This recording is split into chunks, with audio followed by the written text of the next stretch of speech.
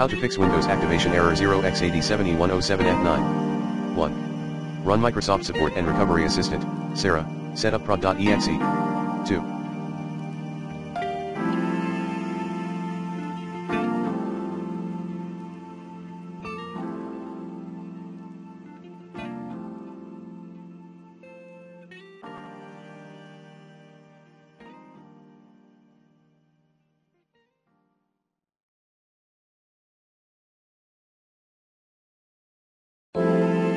Run Windows Activation Troubleshooter. 3.